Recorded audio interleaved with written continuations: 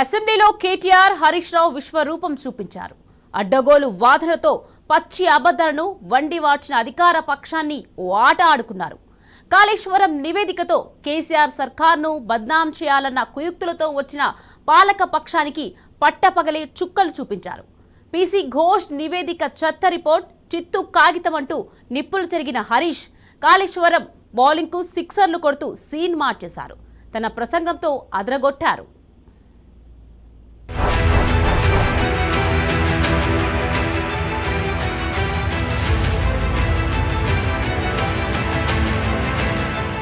గౌరవ ముఖ్యమంత్రి గారు కొన్ని విషయాలు చెప్పారు. సేమ్ పొంగులేటి గారు కూడా అదే చెప్పారు. ఇద్దరికి కలిపి నేను సమాధానం చెప్తాను. విషయం ఏంటంటే అధ్యక్ష, 2009లోనే హైడ్రాలజీ క్లియరెన్స్ వచ్చిందని ఇటు ముఖ్యమంత్రి గారు ఇటు మిత్రుడు పొంగులేటి గారు చెప్పారు. 2009 నుంచి 2014 దాకా ఈ రాష్ట్రంలో అధికారంలో ఉన్నది ఎవరు? మంత్రులుగా ఉన్నది మీరే కదా. ఆ రోజు కూడా 5 ఏళ్లు అధికారంలో ఉంటే తమ్మిడి హట్టి దగ్గర తట్టెడు మట్టి ఎందుకు తవ్వలేదు అని అడుగుతా ఉన్నా. It is all farce. What you are talking is farce. ఒక్కరా ఇద్దరా కేబినెట్ అంతా ఏకమైంది. మూకుమ్మడిగా బీఆర్ఎస్ మీద దాడికి దిగింది. అయినా గులాబీ ఎమ్మెల్యేలు ఎవ్వరూ బెదరలేదు. హస్తం అబద్దాలకు అదరలేదు. విచారణ ముసుగులో తమ హక్కుల్ని కాలరాశారంటూ ఎదురుదాడికి దిగారు. తప్పుడు రిపోర్టుపై కోర్టు తలుపు తట్టడంతో అది కోర్టు ముందు నిలబడిందని తెలిసి ఆదివారం ఆదరాబాద్రాగా అసెంబ్లీలో తప్పుదోవ పట్టించే చర్చ కొనసాగించిందని మాజీ మంత్రి సిద్దిపేట ఎమ్మెల్యే హరీష్ రావు నిప్పులు చెరిగారు. అధ్యక్ష ఘోష్ గారు ఇవాళ ఎఫెక్టెడ్ పీపుల్ అయిన మా హక్కులను కాలరాశారు. మాకు 8B కింద నోటీసులు ఇవ్వలేదు. మా మీద చేయబోస్తున్నటువంటి ఆరోపణల గురించి ఆ వివరాలు మాకు చెప్పి దాని మీద మా వివరణ తీసుకోవాల్సిన బాధ్యత ఆయన మీద ఉంది. That he has not followed. అధ్యక్ష, నాకు కానీ గౌరవ మాజీ ముఖ్యమంత్రి గారు కేసీఆర్ కానీ అదేవిధంగా ఇంకా వారు పిలిచిన ఇతర నాయకులు అధికారులు ఎవరికి కూడా నాకు తెలిసినంత వరకు 8B కింద నోటీసులు ఇవ్వలేదు. నా క్రాస్ ఎగ్జామినేషన్కి అవకాశం ఇవ్వలేదు. అధ్యక్ష, this enquiry is conducted with procedural lapses అనేది సుస్పష్టమైనటువంటిది. ఎందుకంటే అధ్యక్ష, ఇవాళ కాంగ్రెస్ పార్టీ అసలు మేడిగడ్డ వద్ద లోపం ఏర్పడక ముందే కాళేశ్వరం మీద దుష్ప్రచారాన్ని వాళ్ళు ప్రతిపక్షంలో ఉన్నప్పుడే ప్రారంభించారు. కాంగ్రెస్ పార్టీ తన మేనిఫెస్టోలో కూడా మేము సిట్టింగ్ జడ్జితో ఎంక్వైరీ చేస్తామని కాంగ్రెస్ పార్టీ ముందే మేనిఫెస్టోలో పెట్టింది. కాంగ్రెస్ పార్టీ ముందు నుంచి కూడా ఈ ప్రాజెక్టు కట్టే కేసీఆర్ గారికి బీఆర్ఎస్కి ఎక్కడ పేరు వస్తుందో అని కోర్టుల్లో కేసులు వేసి అడ్డుకున్నారు, భూసేకరణను అడ్డుకున్నారు, అనేక ఆరోపణలు చేస్తూ వచ్చారు. ఇవాళ దాంట్లో భాగంగానే ఈ ఘోష్ కమిషన్ వేసి రాజకీయమైనటువంటి కక్ష సాధింపుకు ఈ ప్రభుత్వం దిగుతా ఉంది. అధ్యక్ష, ఈరోజు నేను చెప్పేది ఒకటే విషయం అధ్యక్ష. ఆ వాస్తవాలు పరిశోధనకు లోబడి చట్టానికి లోబడి ఉండాలి. కానీ అది లేదు. ఘోష్ కమిషన్ రిపోర్ట్లో ఎక్కడా లేదు. ఇది రాజ్యాంగ ఉల్లంఘన అవుతుంది. దీనికి ఒక 2-3 ఉదాహరణలు చెప్తాను అధ్యక్ష. చాలా డీటెయిల్స్ ఉన్నాయి కానీ ఐ కోట్ 2-3 ఎగ్జాంపుల్స్ అధ్యక్ష. 8B ప్రకారం నోటీసులు ఇవ్వకుండా గతంలో విచారణ కమిషన్ల నివేదికలు ఏమైనాయో ఒక్కసారి మనం అర్థం చేసుకునే ప్రయత్నం చేద్దాం. 1958లో supreme court Ramakrishna Dalmia versus justice Tendulkar కేసులో విచారణ కమిషన్ను పొలిటికల్ వెపన్ గా వాడుకోవద్దని సుప్రీంకోర్టు చెప్పింది. కాళేశ్వరం మీద కూడా మీరు మొదటి నుంచి చెప్తూ వస్తున్న గోబల్స్ చరిత్రను చూస్తే ఈ కమిషన్ రిపోర్ట్ను మీరు పొలిటికల్ వెపన్ గా వాడుతున్నారనేది సుస్పష్టంగా అర్థమవుతా ఉంది. ఇదే కేసులో సుప్రీంకోర్టు ఏం చెప్పిందంటే విచారణ కమిషన్ అయినా విచారణ సందర్భంలో 1952 చట్టాన్ని మీరకూడదు, చట్టం పరిధిలో నిష్పాక్షికంగా విచారణ జరపాలని కుండబద్దలు కొట్టినట్టు సుప్రీంకోర్టు చెప్పింది. ఇవాళ ఘోష్ కమిషన్ 8B కింద మాకు నోటీసులు ఇవ్వలేదు, విచారణ నిష్పాక్షికంగా జరపలేదు, అందుకే this enquiry is unfair, illogical and politically motivated అని నేను చెప్పదలుచుకున్నాను. అదేవిధంగా Kiran Bedi versus committee of enquiry 1989లో Kiran Bedi versus committee of ఎంక్వైరీలో 8B కింద నోటీసులు ఇవ్వకుండా విచారణ చేస్తే ఆ రోజు కోర్టు ఏం చెప్పిందంటే this report should be null and void, it is illegal and it must be ignored అని ఎవరు చెప్పిండ్రు? సర్వోన్నత న్యాయస్థానం సుప్రీంకోర్టు చెప్పింది. ఈ రిపోర్టు చెల్లదు, ఈ రిపోర్టు న్యాయబద్ధం కాదు, ఈ రిపోర్టు లెక్కకు రాదు అని సుప్రీంకోర్టే కుండ బద్దలు కొట్టినట్టు చెప్పింది. సభలో రేవంత్ అండ్ బ్యాచ్ కాళేశ్వరం మీద స్వరం మార్చి పచ్చి అబద్ధాలు వల్లెవేశారు. దీనికి కౌంటర్ గా హరీష్ రావు మైక్ అందుకోగా సీఎం సహా మంత్రులందరూ పదే పదే అడ్డుపడ్డారు. అయినా హరీష్ వెనకాడలేదు. తన దగ్గరున్న పక్కా ఆధారాలతో చీల్చి చెండాడారు. తమ్మిడిహట్టి నుంచి మేడిగడ్డకు పోయినప్పుడు నీళ్ళు ఎట్లొచ్చినాయి అన్నట్టు సరే చెప్తా. ఆ నిర్ణయం తీసుకున్నప్పుడు అది క్యాబినెట్ మినిట్స్, అందులో జూపల్లి కృష్ణారావు గారు కూడా మంత్రిగా ఉన్నారు. This is the minutes of the cabinet meeting. Date చెప్తా, ఒక్క నిమిషం తొందరపడకండి. ఇది 20 proceedings of 23rd meeting of Council of Ministers at 12 noon. At 12 noon Friday 3rd June 2016 in the Council Hall Secretariat. ఇందులో ఎవరు పాల్గొన్నారంటే మహమూద్ అలీ, కడియం శ్రీహరి, నాయన్ నరసింహారెడ్డి, ఈటల రాజేందర్, పోచారం శ్రీనివాస్ రెడ్డి, హరీష్ రావు, పద్మారావు గౌడ్, జోగురామన్న, జగదీష్ రెడ్డి, ఇంద్రకరణ్ రెడ్డి, తలసాని శ్రీనివాస్ యాదవ్, జూపల్లి కృష్ణారావు, చందూలాల్, లక్ష్మారెడ్డి, తుమ్మల నాగేశ్వరరావు. ఇందులో ఆ రోజు వ్యాప్కోస్కు మేము తమ్మిడిహట్టి నుంచి మేడిగడ్డకు మారుస్తూ క్యాబినెట్ తీసుకున్న నిర్ణయంలో ఆ రోజు జూపల్లి కృష్ణారావు గారు కూడా భాగమే. ఈ ప్రశ్న ఆ రోజు ఎందుకు అడగలేదు? Detailed project report Kaleshwaram project central water commission Medigadda దగ్గర ఇది డేటు 12/9/2017 284 టీఎంసీల నీటి లభ్యత ఉందని, ఏ సిరీస్ ద్వారా ఏ ఉపనది ద్వారా ఎన్ని నీళ్ళు వస్తాయి, ఈ నీళ్లు ఎట్లొస్తున్నాయి గోదావరి దగ్గరికి అని మేడిగడ్డ దగ్గర 244 టీఎంసీల నీళ్లు ఉన్నవి. ఈ నీళ్లు ఎక్కడెక్కడి నుంచి వస్తాయి, ఎట్లెట్లా ఆడైతాయి, ప్రాణహిత నుంచి ఎంత, వెనుగంగ నుంచి ఎంత, పెనుగంగ నుంచి ఎంత, మరి తమ్మిడిహట్టి నుంచి మేడిగడ్డ మధ్యలో ఎంత ప్రాంతం క్యాచ్మెంట్ ఉంది, దాని నుంచి ఎన్ని నీళ్ళు వస్తాయి, మొత్తంగా 244 ఉందని సెంట్రల్ వాటర్ కమిషన్ ఇచ్చిన రిపోర్ట్ను చదువుకోమని మీ ద్వారా స్పీకర్ గారి ద్వారా మంత్రి గారికి పంపి నుంచి మేడిగడ్డకు 116 కిలోమీటర్లు. It is not 30 kilometres. Number 1. Number 2, నీళ్ళు ఎట్లొస్తాయి? మహారాష్ట్ర టెరిటరీ నుంచి ఉన్న క్యాచ్మెంట్, తర్వాత తెలంగాణ నుంచి ఉన్న క్యాచ్మెంట్ చదివి వినిపిస్తా, రాసుకోండి. మహారాష్ట్ర నుంచి చాంకేరి వాగు, మట్టాపూర్ వాగు, ఆహిరి వాగు, అబెనపల్లి వాగు, కొల్లపల్లి వాగు, వట్రాల్ వాగు, లంకచెరు వాగు, పోచంపల్లి వాగు, వయంపల్లి వాగు, మేడారం వాగు, కృష్ణాపూర్ వాగు, పెంటిపాక వాగు, తుమ్మాపూర్ వాగు, ఆపెట్ట వాగు, వడ్డెం వాగు, కుకట్పల్లి వాగు. ఇవి 16 వాగులు మహారాష్ట్ర నుంచి వస్తాయి. ఇక తెలంగాణ నుంచి రైట్ సైడ్ తెలంగాణ నుంచి పెద్దవాగు, ఎర్రవాగు, నీల్వాయివాగు, వట్టివాగు, చెల్మెడవాగు, గొల్లవాగు, ర్యాలివాగు, జైపూర్ వాగు, ఈ అన్ని వాగులు కలిపి 120 టీఎంసీలు అదనంగా మేడిగడ్డ దగ్గర రావడం జరుగుతుంది. ఇది ఎక్స్పర్ట్ కమిటీ రిపోర్ట్. ఇది ముఖ్యమంత్రి గారి దగ్గర కూడా ఉంది. అయితే ఎక్స్పర్ట్ కమిటీని ఏమడిగింది బీఆర్ఎస్ ప్రభుత్వం ఆనాడు? మేము అడిగింది మేడిగడ్డ నుంచి నేరుగా మిడ్ మానేరుకు నీళ్లు తీసుకుపోవడానికి మీ యొక్క సలహాలు సూచనలు ఇవ్వమని అడిగాం. Page number 6 paragraph 3 barrage site on main river Godavari near Medigadda, Mahadevpur mandal, Karimnagar జిల్లా. The Honorable Chief Minister has ordered the Irrigation Department to explore the possibilities of construction of barrage on Godavari River near Medigadda, Mahadevpur to store 5 TMC of water in river margin and to examine whether 160 TMC water can be directly lifted to taken to Midmaner. Medigadda నుంచి నేరుగా మిడ్మానేర్ తీసుకుపోవడానికి possibility ఉందా పరిశీలించండి. The site of barrage was examined during the aerial survey and proposed site for construction of barrage is feasible in view of less width of Godavari River. As per topo study, the FRL of the barrage can be fixed at about 105 meters without submerging Patta lands in Maharashtra site. The Medigadda feasible, Medigadda దగ్గర project barrage కట్టొచ్చు అని experts committee report ఇది. అయితే ఇందులో వాళ్ళు ఏమన్నారంటే డైరెక్ట్గా the proposed alignment of tunnel and gravity canal are passing through coal belt, Tadicherla coal black, Singareni open cast mines. Due to the presence of coal belt area in the alignment, execution of either tunnels or gravity canals may not be possible. అని ఏమన్నారు? మేడిగడ్డ ఫీజబులే కానీ మేడిగడ్డ నుంచి మిడ్మానేరుకు నేరుగా నీళ్లు తీసుకుపోవడం సాధ్యం కాదని report చెప్పింది. అయితే అధ్యక్ష, interesting point now I'm coming to the crux. ఇదే ఎక్స్పర్ట్స్ కమిటీని గో ఘోష్ కమిషన్ కూడా పిలిచింది. ఘోష్ కమిషన్ వాళ్ళను అడిగింది, మీరు ఏం చెప్పింది అన్నాడు ఎక్స్పర్ట్ కమిటీ అని ఈ రిటైర్డ్ ఇంజనీర్లను పిలిచింది.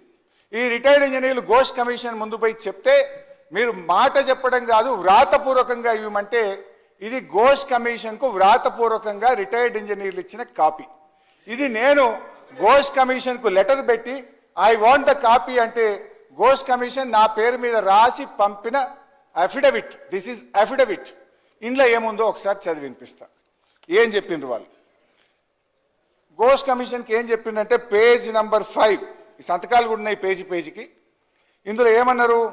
In our report dated 7/4/2015 on barrages and Godavari and Pranahita reverse, we have recommended that construction of barrage on main Godavari river near Medigadda and lifting 160 TMC of water directly to Midmani reservoir is not desirable due to prohibitive cost and time consumption and also has to pass through coal belt.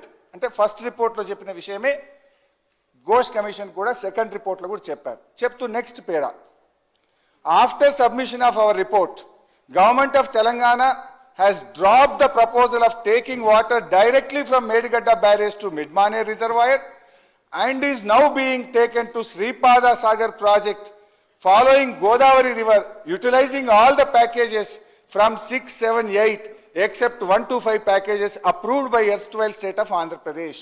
మా సూచన మేరకే direct తీసుకుపోవడం మానుకొని గోదావరి నదిని ఉపయోగించి నీళ్లు తీసుకుపోతున్నారు అనేటువంటి విషయాన్ని చాలా స్పష్టంగా వాళ్ళు చెప్పారు. అంతేకాకుండా అధ్యక్ష, ఇదే రిపోర్ట్లో చాలా స్పష్టంగా వాళ్ళు ఏమన్నారంటే, ఇది page 4, after formation of Telangana statehood in the year 2 June 2014 director CWC Pramod Narayan letter 4/3/2015 addressed to CE Pranahita clarified that water availability at barrage location is about 165 TMC dependability, which includes perceived utilization of upper state 63 TMC, ఉండేది 102 మాత్రమే అని చెప్పారు. చెప్తూ Ghosh commission కింద చాలా స్పష్టంగా ఏం రాసిందంటే, మా ఆలోచన మేరకు మా సూచన మేరకే అన్నారం, సుందిల్లా మరో 2 బ్యారేజీలు కట్టి ఎల్లంపల్లి ద్వారా గోదావరి నీళ్లు తేవడం జరిగిందని ఘోష్ కమిషన్కు చాలా స్పష్టంగా రిటైర్డ్ ఇంజనీర్లు ఇచ్చిన నివేదిక. ఇప్పుడు చెప్పండి, ఘోష్ పట్టించుకోలేదా రిటైర్డ్ ఇంజనీర్ల నివేదికను? మేము పట్టించుకోలేదా రిటైర్డ్ ఇంజనీర్ల నివేదిక? సమైక్య ప్రభుత్వాలు తెలంగాణకు మేలు చేయాలని తుమ్మిడిహట్టి దగ్గర బ్యారేజీకి ప్లాన్ చేశాయని కాంగ్రెస్ పాలకులు దగాకోరు మాటలు మాట్లాడారు. తెలంగాణ రాష్ట్రం ఏర్పడ్డాక నీళ్లు రావద్దనే కుట్రతో కేసీఆర్ దాన్ని మేడిగడ్డకు మార్చారని పచ్చి అబద్ధాలు చెప్పారు. అదే సమయంలో వాళ్ల మనసులో ఉన్న మాటను బయటపెట్టారు. అసలు తెలంగాణ ప్రత్యేక రాష్ట్రంగా ఏర్పడుడేంది అన్న దుగ్ధ కాంగ్రెసోళ్ల మాటల్లో స్పష్టంగా కనిపించింది. అందుకే ఉమ్మడి రాష్ట్రం ఉన్నప్పుడే బాగుండే, తెలంగాణ వచ్చి నష్టం జరిగిందంటూ పనికిరాని పనికిమాలిన వాదనను ఎత్తుకున్నారు కాంగ్రెస్ పాలకులు.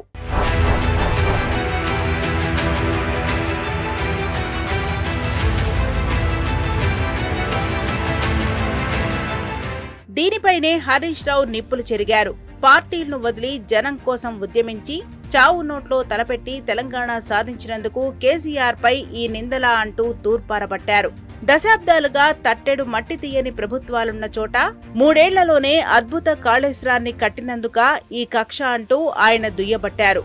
గోదావరి నీళ్లను పట్టి తెలంగాణ జలజాతరను మార్చినందుకు, 24 గంటల కరెంటిచ్చి సాగును బాగుచేసి గోస తీర్చినందుకు, రైతును రాజును చేసినందుకు, తెలంగాణను దేశానికే ధాన్యాగారం చేసినందుకు కేసీఆర్ మీద అన్ని అభాండాలు మోపుతారా అంటూ హరీష్, రేవంత్ సర్కార్ తీరును ఎండగట్టారు.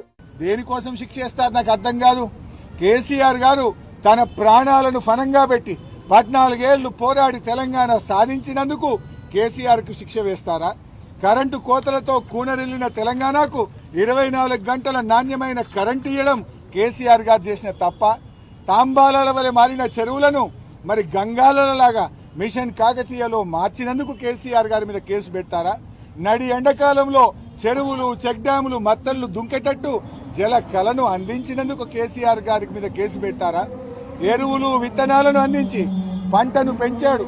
ఏనాడు చెప్పులు లైన్లో పెట్టకుండా, ఎరువుల కోసం లైన్లో నిలబడకుండా 10 ఏళ్లు కేసీఆర్ పాలనలో ఎరువులు అందించినందుకు కేసీఆర్ గారి మీద కేసు పెట్టారా? ప్రపంచంలో ఎక్కడ లేని రైతు బంధు, రైతు బీమాను తెచ్చి అన్నదాతలను అప్పుల ఊబి నుంచి బయటకు తెచ్చినందుకు కేసీఆర్ గారి మీద కేసు పెట్టారా?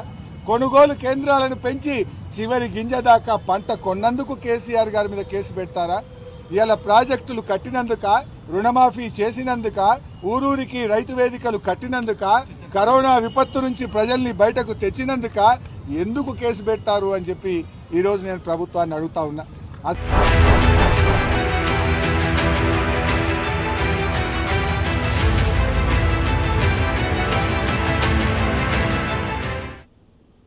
తెలంగాణ తొలి ముఖ్యమంత్రి కేసీఆర్ తెలంగాణనే తన జీవితం అనుకున్నారు. ఇక్కడి ప్రజల అభ్యున్నతే తన జీవిత పరమార్థం అనుకున్నారు. తెలంగాణ సమాజ సంక్షేమమే సర్వస్వం అనుకున్నారు. అంతెందుకు 45 ఏళ్ల రాజకీయ జీవితాన్ని తెలంగాణ చుట్టే ప్రదక్షిణం చేయించారు.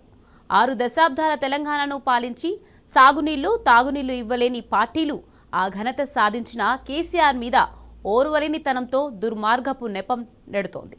అందుకే నిండు అసెంబ్లీలో ఘోష్ కమిషన్ రిపోర్ట్ సాకుతో బీఆర్ఎస్ను బోన్లో నిలబెట్టబోయి చివరికి తానే దోషిగా నిలబడ్డాడు రేవంత్.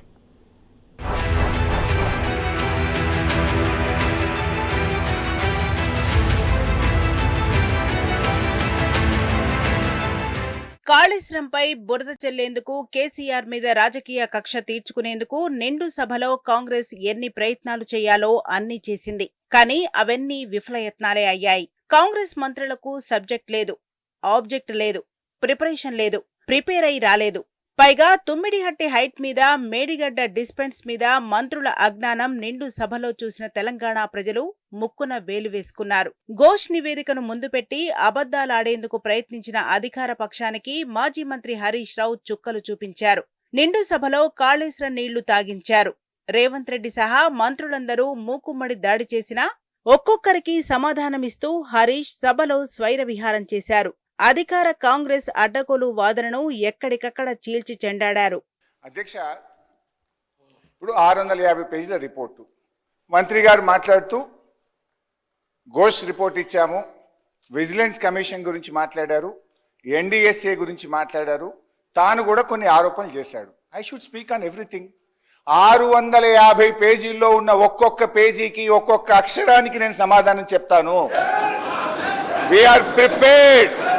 ఇదంతా కూడా బురద చల్లే రాజకీయము. దయచేసి మాకు అన్ఇంటరప్టెడ్ గా, నేను స్టార్ట్ చేయకముందే 2 సార్లు మంత్రి గారు లేశారు. My submission with honourable speaker, 2 చేతులు జోడించి మిమ్మల్ని ప్రార్థిస్తా ఉన్నా, డిస్టర్బ్ చేయకండి, మధ్య మధ్యలో మంత్రులకు ఇవ్వద్దు, నాకు కనీసం 2 గంటల సమయాన్ని ఇవ్వాలని మీ సవినయంగా కోరుతా ఉన్నా.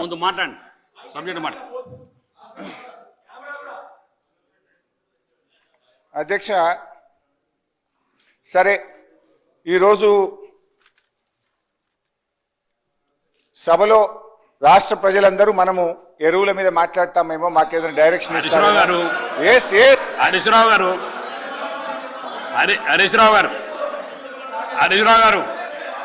మీరు మీకు ఇచ్చిన సబ్జెక్టు కాళేశ్వరరావు గారి మీద మాట్లాడమని, మీరు ఆ సబ్జెక్టు ముందు యూరియా ఉంటే తర్వాత వేరే లైన్ మాట్లాడి మీరు ఇది మాట్లాడండి. ముందు మీ సబ్జెక్ట్, మీ టైం అంతా ఇట్లా అయిపోయి మళ్ళీ ఇంకా సమయం తర్వాత అడితే ఎట్లా? మీరు దీన్ని మాట్లాడండి, మీ సబ్జెక్ట్ మాట్లాడండి.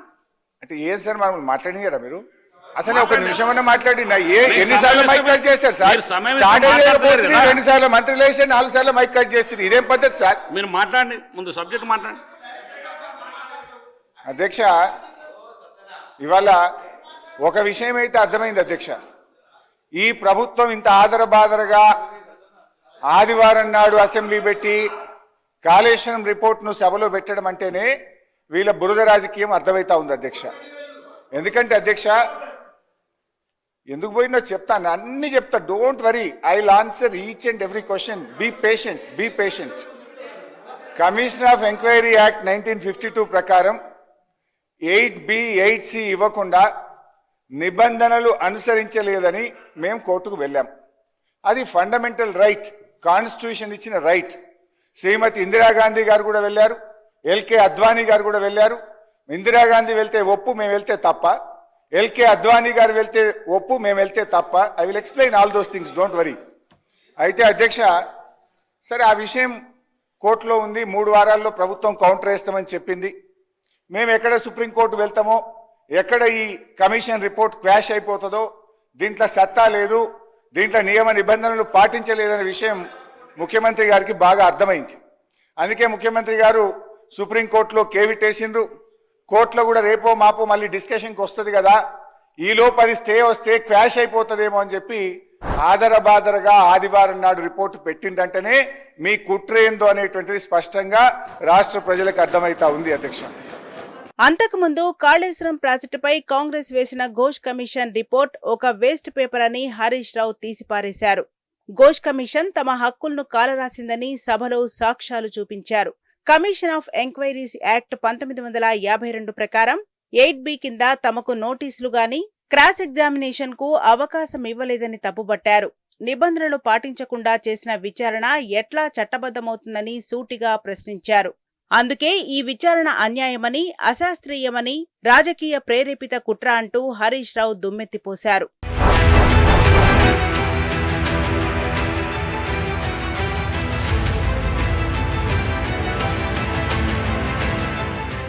విచారణ ఎదుర్కొనే వారిని సాక్షులుగా పిలిచి 8B కింద ప్రతివాదన పిలిపించేందుకు నోటీసులు ఇవ్వకపోతే ఆ విచారణ చెల్లదని గతంలో కోర్టులు తీర్పులిచ్చాయి. అదే విషయాన్ని హరీష్ రావు గుర్తు చేశారు. ఇందిరాగాంధీపై వేసిన షా కమిషన్, బీజేపీ అగ్రనేతలపై వేసిన లిబర్హాన్ కమిషన్ రిపోర్ట్లను కూడా సుప్రీంకోర్టు కొట్టివేసిందని చెప్పారు. నోటీసులు ఇవ్వకుండా, చట్టాన్ని గౌరవించకుండా, తమ హక్కులను కాపాడకుండా ఇచ్చిన ఘోష్ కమిషన్ రిపోర్టు కూడా కోర్టు ముందు నిలబడదన్నారు. చట్టవిరుద్ధమన్న విషయం సీఎం రేవంత్ రెడ్డికి కూడా అర్థమైందని, అందుకే హైకోర్టులో విచారణ ఉండగా ఆదరాబాదరాగా ఆదివారం చర్చ పెట్టారని హరీష్ రావు విమర్శించారు. ఇకపోతే LK Advani versus state of Bihar.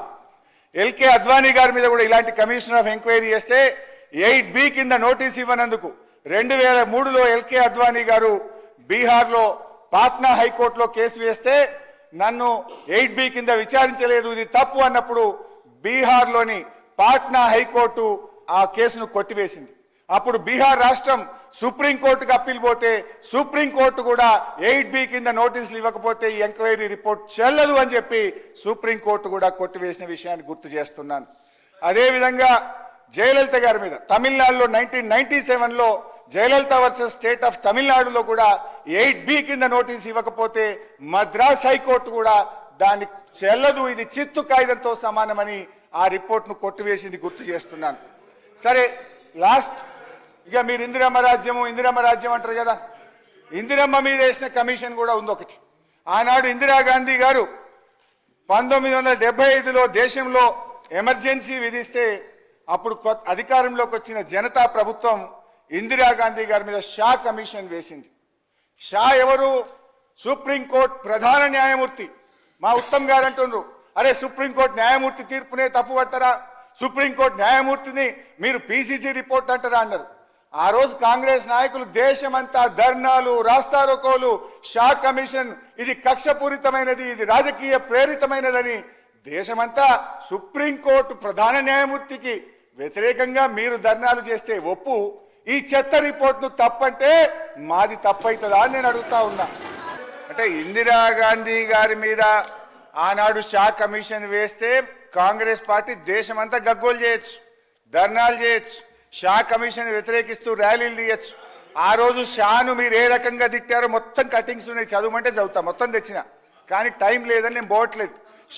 ఆ రోజు షా కమిషన్ ప్రణబ్ ముఖర్జీ గారి మీద, ఇందిరాగాంధీ గారి మీద వేస్తే దేశం మొత్తం కాంగ్రెస్ నాయకులు ఏమేమి మాట్లాడినరో, సుప్రీంకోర్టు ప్రధాన న్యాయమూర్తిని ఏ రకంగా దుర్భాషలాడారో చదవమంటే చదివి వినిపిస్తా. సబ్జెక్ట్లకు బోదలుచుకున్నా. అయితే అధ్యక్ష, before I going to subject ఇంకొక 2 విషయాలు చెప్పి సబ్జెక్ట్లకు పోతా అధ్యక్ష. అయితే ఆ రోజు షా కమిషన్ వేసింది దేని మీద అధ్యక్ష? ఎమర్జెన్సీ పాలన మీద విచారణ జరిపింది. స్పీకర్ సార్, ఇవాళ మీరు ఎజెండాలో పెట్టిందే ఘోష్ కమిషన్ నివేదిక. So that's why I'm talking on the commission. ఇది సబ్జెక్ట్ కాకపోతే ఆనాడు విచారణ దేని మీద? ఎమర్జెన్సీ పాలన మీద. చేసింది ఎవరు? సుప్రీంకోర్టు ప్రధాన న్యాయమూర్తి అధ్యక్ష. అయినా కాంగ్రెస్ పార్టీ సుప్రీంకోర్టు ప్రధాన న్యాయమూర్తి ఇచ్చిన తీర్పును ఆ రోజు తప్పు పెట్టింది అధ్యక్ష. వాళ్ళు చేస్తే రైట్ అట. మరి ఈ రోజు దేని మీద అధ్యక్ష? తెలంగాణ రైతుల కష్టాలు తీర్చే కాళేశ్వరం ప్రాజెక్టు మీద కుట్రపూరితంగా వేసిన కమిషన్ విధి విధానాలను కాలరాస్తూ చట్టాన్ని తుంగలో తొక్కుతూ ప్రతివాదనలకు అవకాశం ఇవ్వకుండా ఏకపక్షంగా ఇచ్చిన రిపోర్ట్ను మేం తప్పుపట్టడం కరెక్ట్ కాదు అని శ్రీధర్ బాబు గారు మాకు శుద్ధులు చెప్తా ఉన్నాడు. అధ్యక్ష, మీపై వేసిన కమిషన్లు మీరు వ్యతిరేకిస్తే తప్పు కాదు, కానీ మేం వ్యతిరేకిస్తే తప్ప. హైకోర్టుకు ఆనాడు ఇందిరాగాంధీ గారు వెళ్తే 7 నవంబర్ 1978 నాడు Delhi high court 8B procedural lapses ఉందని చెప్పి షా కమిషన్ రిపోర్ట్ను రద్దు చేసింది, కొట్టివేయడం జరిగింది. సహజ న్యాయ సూత్రాలకు చట్టాలకు లోబడి విచారణ జరగనందున ఘోష్ కమిషన్ రిపోర్ట్ చిత్తు కాగితాలతో సమానమని హరీష్ రావు స్పష్టం చేశారు. కేసీఆర్ కి గాని, తనకు గాని, మాజీ ఐపీఎస్లకు గాని, ఇంజనీర్లకు గాని డిఫెండ్ చేసుకోవడానికి అవకాశం ఇవ్వలేదన్నారు. ప్రతివాదనలు వినిపించాలని 8B కింద నోటీసులు ఇవ్వలేదంటే ఈ కమిషన్ ఉద్దేశపూర్వకంగా విధి విధానాలను తుంగలో తొక్కినట్టు కాదా అని ఆయన నిలదీశారు. విచారణలో విధానపర లోపాలున్నాయనేది తేలిపోయిందన్నారు. విచారణ మొత్తం రాజకీయ కక్ష సాధింపే తప్ప వాస్తవాల శోధన కాదని హరీష్ రావు ధ్వజమెత్తారు.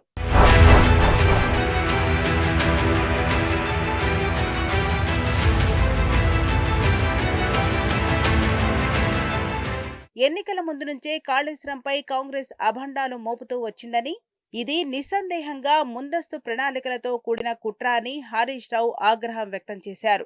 ఘోష్ కమిషన్ ను కాంగ్రెస్ రాజకీయ ఆయుధంగా వాడుకుంటున్నదని మండిపడ్డారు. కాళేశ్వరం మీద మొదటి నుంచి చేస్తూ వచ్చిన గోబెల్స్ ప్రచార చరిత్రను వాడుకునేందుకు ఘోష్ కమిషన్ ను రేవంత్ పొలిటికల్ వెపన్ గా వాడారని హరీష్ రావు ఆగ్రహం వ్యక్తం చేశారు.